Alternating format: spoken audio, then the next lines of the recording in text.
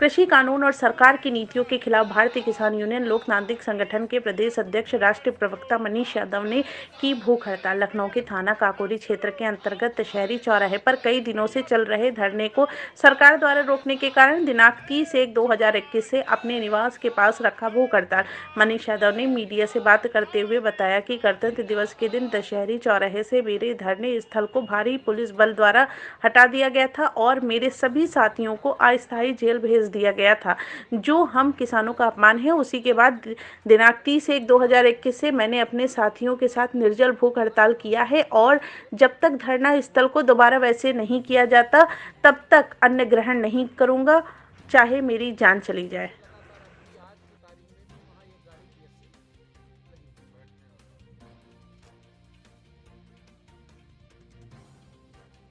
चल रहा है विस्तार में। मैं मनीष यादव, भारतीय किसान यूनियन लोकतांत्रिक संगठन का प्रदेश अध्यक्ष व राष्ट्रीय प्रवक्ता।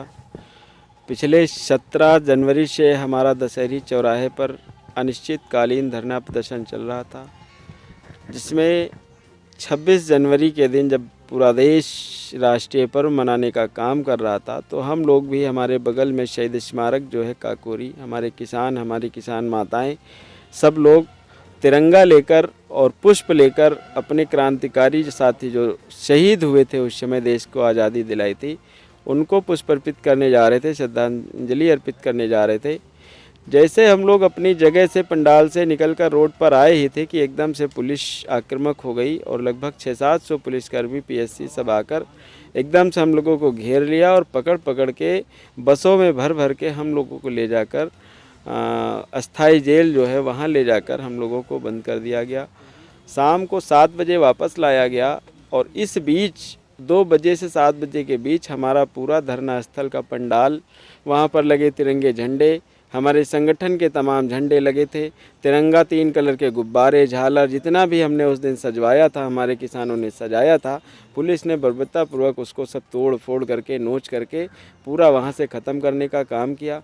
जब शाम को 7 बजे पुलिस दोबारा हम लोगों को गाड़ी से यहाँ लेकर आई छोड़ने, क्योंकि बहुत ज़्यादा संख्या में लोग थे, तो जब छोड़ने आई हम लोग सब भूखे थे, हमारे किसान भूखे थे, तहड़ी बनी रखी थी दिन की। हम लोगों ने कहा चलो सब लोग यहीं पर ज़मीन पर बैठ के खाना खा लिया। खाना खा ही रहे थे कि उसी बीच फिर 7:30 पौने 8 बजे के करीब 600-700 पुलिसकर्मी दोबारा आ जाते हैं, तमाम IPS अधिकारी आ जाते हैं और हम लोगों को फिर 10 लोगों को सबको भगा दिया लाठी के दम पर और हमें 10 लोगों को ले जाकर फिर जो है रात में 3 बजे तक अस्थाई जेल में रखा। क्यों ऐसा हो रहा था, क्या लगता है आपको कि सरकार की तरफ से ऐसा प्रदर्शन में क्यों रोक लगाई जा रही है? सरकार किसानों से पूरी तरीके से डर चुकी है। सरकार, आप समझिए, जब राष्ट्रीय पर्व था, राष्ट्रीय पर्व के दिन अगर देश का नागरिक अपना जो अभिमान है, स्वाभिमान है, तिरंगा झंडा, अगर उसको लेकर हम अपने शहीदों के स्थल पर, शहीदों के मंदिर पर नहीं जा सकते, तो इससे निकम्मी सरकार और क्या होगी। हमको तो अंग्रेज़ों की हुकूमत याद आ गई।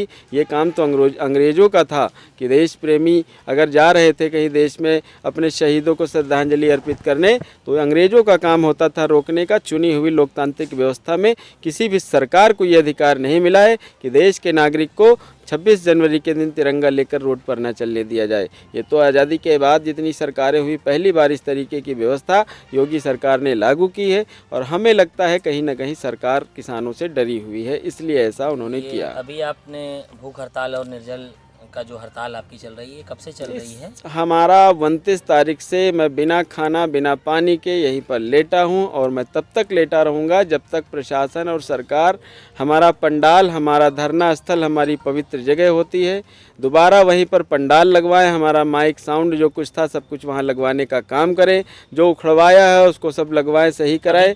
अभी तक सरकार की तरफ से कोई आपसे मिलने आया या नहीं आए हैं पुलिस, क्योंकि यहाँ आप जान रहे हैं कमिश्नरेट लागू है लखनऊ में, तो पुलिस के ही बड़े अधिकारी, आला अधिकारी आ रहे हैं, लेकिन अभी बात हम लोगों के हिसाब से बन नहीं पा रही है। जो वो कह रहे हैं वो बात हम नहीं मान पा रहे हैं, क्योंकि हमारे स्वाभिमान की, हमारी पगड़े की, हमारे मूछ की लड़ाई है। जब तक हमारे पंडाल को, हमारे धरना स्थल को नहीं लगवाएंगे, हमारी भूख हड़ताल ख़त्म नहीं होगी। और बड़ी स्तर की तैयारी है, 15 तारीख को हमारी महापंचायत है।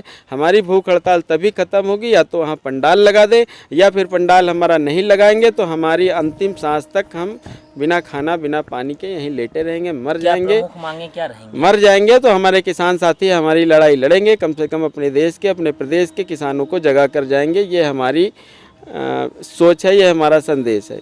हमारी मांग सरकार से थी 3 कृषि काले कानून वापस किए जाएं। जो चाइनीज मीटर, चाइनीज सरकार ही जो है चाइनीज चीज़ों का बहिष्कार कर रही है और सरकार ही हमारे घरों में चाइनीज मीटर लगवाने का काम कर रही है।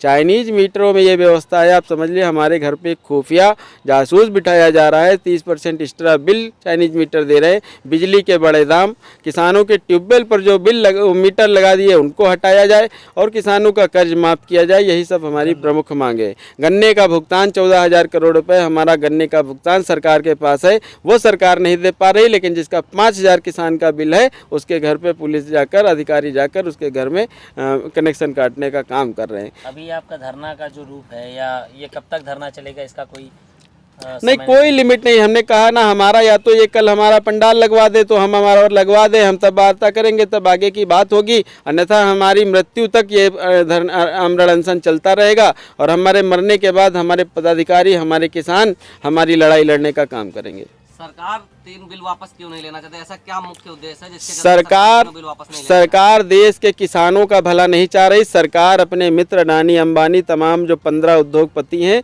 उनकी दलाल बनकर, उनकी रखैल बनकर काम कर रही है। उनसे इतनी मोटी रकम सरकार ने ले ली है कि अब हिम्मत नहीं पड़ रही है कि ये बिल, अब उनके वही कहावत हमारे बुजुर्गों ने की कि गुड़ की भरी हंसिया ना उगलते बन नहीं ना निगलते बन नहीं है। समस्या ये है कि मोदी सरकार पूरी तरीके से उद्योगपतियों की रखैल बनकर काम कर रही है, देश के नागरिकों को से उनसे कोई मतलब नहीं। आप देख रहे हैं जिस तरीके से हर चीज़, रेल बेच दो, एयरपोर्ट बेच दो, गोदाम बेच दो, HP पेट्रोलियम बेच दो, तमाम इंस्टीट्यूट बेच दो, तमाम सरकारी संस्थाओं को बेचने का काम किया जा रहा। तो मेरे भाई, मेरा सवाल आपके चैनल के माध्यम से है सरकार से कि हमारे बच्चे, हमारे जो भाई हैं जो महंगी एजुकेशन जो है पढ़ाई करके तैयार हो रहे हैं, उनको नौकरी कैसे मिलेगी? लाखों रुपए, दसियों लाख रुपए पैकेज खर्च करके हम अपने बच्चों को पढ़ाने का काम हमारे किसान तमाम लोग कर रहे हैं। क्या वो 8,000 रुपये की प्राइवेट नौकरी करने के लिए इतनी महंगी पढ़ाई कर रहे हैं? हमें लगता है देश को गुलाम बनाने का मोदी जी का पूरा प्लान है